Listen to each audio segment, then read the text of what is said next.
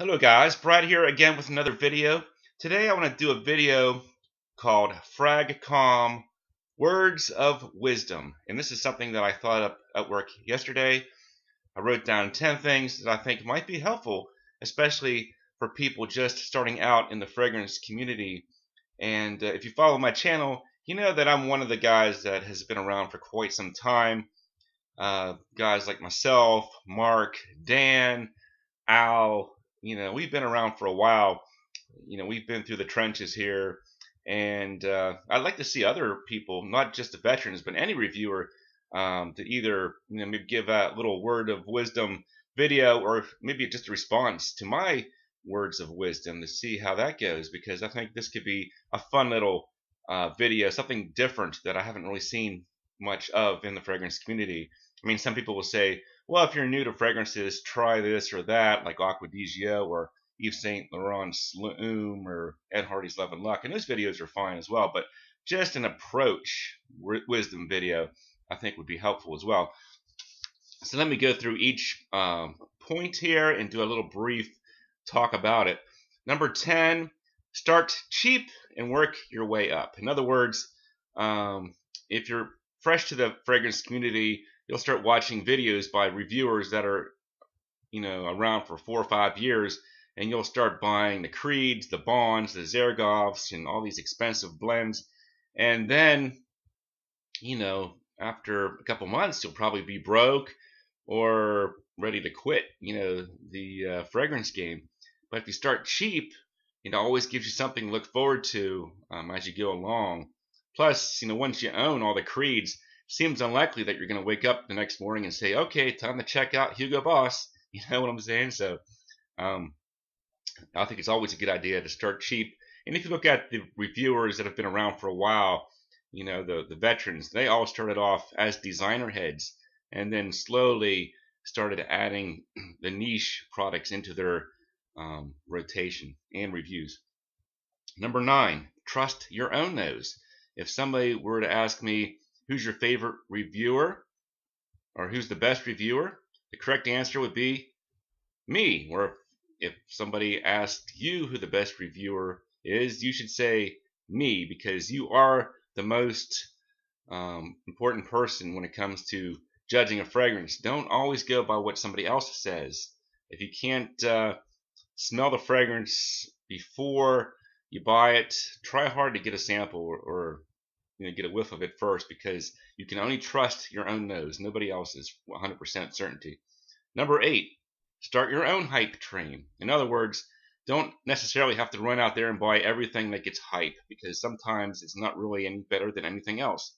What's really satisfying to me as a reviewer is when I can be the first one in the community to let others know about a great fragrance that I discovered and get that fragrance some attention. So that's what I always strive to do on my channel.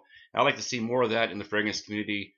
Always try to help others by discovering new scents. Don't always be the guy that has to jump on the hype train and just buy what everybody else seems to be liking.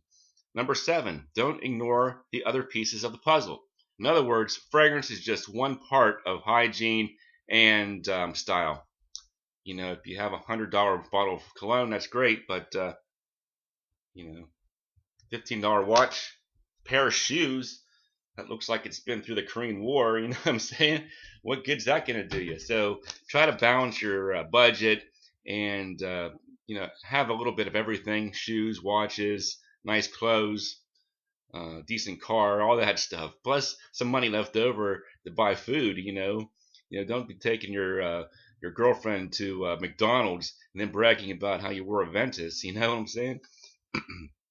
So number 6, identify favorite and offensive notes. In other words, chances are you're going to love certain notes and hate other notes. Find out what those notes are as early as possible, and then either avoid or sort of check out fragrances that have the good notes. Avoid the ones that have the bad notes, because if you don't like patchouli, you'll probably have a problem with everything that has patchouli. If you don't like rose, you'll probably hate everything with rose in it, or vanilla, or whatever. So always look at the pyramids. Base Notes, Fragrantica are great websites to check out note breakdowns before you buy. Number 5, know your occasion. for wearing a fragrance. In other words, like in my personal case, I usually wear a fragrance to work. So most of the fragrances that I buy or are interested in are going to be fragrances that are suitable for a workplace. Light projection, pleasant, easy to wear.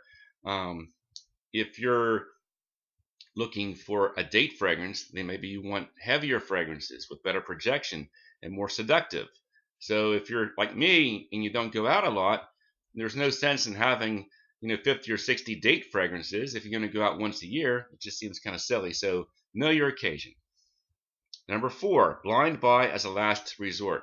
When I first started, I did a lot of blind buying, but now with Facebook and YouTube splits, there's really not as much need for all of that. Plus, there's plenty of websites out there, Surrender to Chance, the Decant Shop, and things like that. They can help you out. So always look for the tiniest little sample you can find to at least get a small whiff before you buy, because sometimes you'll be surprised at how bad something smells when it looked good on paper.